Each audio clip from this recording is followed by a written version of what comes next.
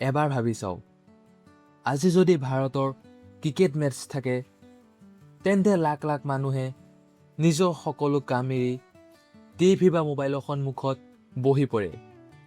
চাহৰ দোকানৰ পৰা আৰম্ভ কৰি ঘৰৰ ড্ৰয়িং ৰুমলৈকে সকলোৰে চকু টিভি বা মোবাইলৰ পৰ্দাত।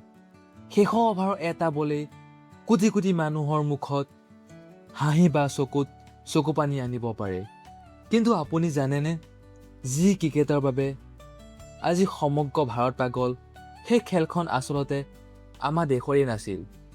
তেন্তে এই খেলখন ভাৰতলৈ আহিল কেনেকৈ, কোনে প্ৰথমে আনিলে আৰু খেলটো কেনেকৈ ভাৰতৰ পৰিচয় হৈ পৰিল, আজি আমি এই ভিডিঅ'টোত এই সকলোবোৰ কথা জানিম।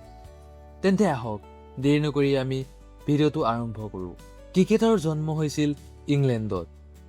প্ৰায় 3 শতিকা আগতেই ইষ্ট ইণ্ডিয়া কোম্পানীয়ে ইংৰাজী বিষয়া, ব্যৱসায়ী আৰু সৈনিকসকল ভাৰতলৈ আহিছিল। তেওঁলোকৰ লগতে আহিছিল এই নতুন খেল ক্ৰিকেট। সেই সময়ত এই খেল কেৱল ইংৰাজসকলেহে খেলিছিল। ভাৰতীয়সকলে কেৱল থিয় হৈ চাই থাকিব পাৰিছিল।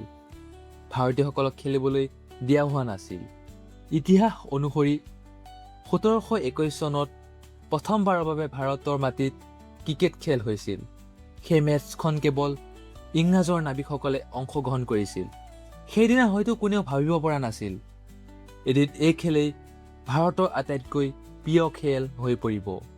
সময় বাগৰাৰ লগে লগে বহু ভাৰতীয় যুৱকে ক্ৰিকেট শিকিবলৈ আৰম্ভ কৰিলে। কলেজ আৰু ক্লাবত এই খেলৰ জনপ্ৰিয়তা বাঢ়িবলৈ ধৰিলে। লাহে লাহে ভাৰতীয় খেলুৱৈসকলেও নিজৰ প্ৰতিভা দেখুৱাবলৈ আৰম্ভ কৰিলে।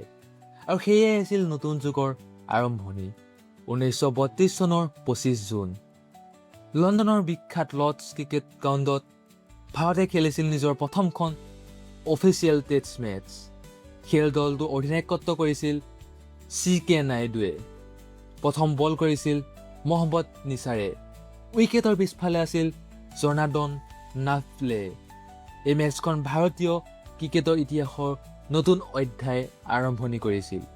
স্বাধীনতাৰ পিছত ভাৰতীয় ক্ৰিকেট দ্ৰুতগতিত আগবাঢ়িবলৈ আৰম্ভ কৰিলে। এজনৰ পিছত আনজন মহান খেলুৱৈ আহিল।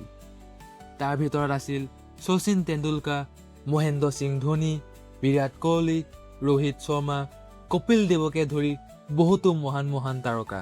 তেওঁলোকৰ অসাধাৰণ প্ৰদৰ্শনে ভাৰতক বিশ্ব ক্ৰিকেটৰ অন্যতম শক্তিশালী দেশ হিচাপে প্ৰতিষ্ঠা কৰিলে।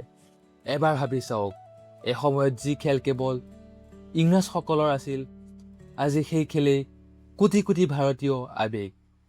জয় হলে সমগ্ৰ দেশে উদযাপন কৰে, পৰাজয় হলে কোটি কোটি হৃদয়ে একেলগে দুখ পায়। এয়াই ক্ৰিকেট, এয়াই ভাৰত।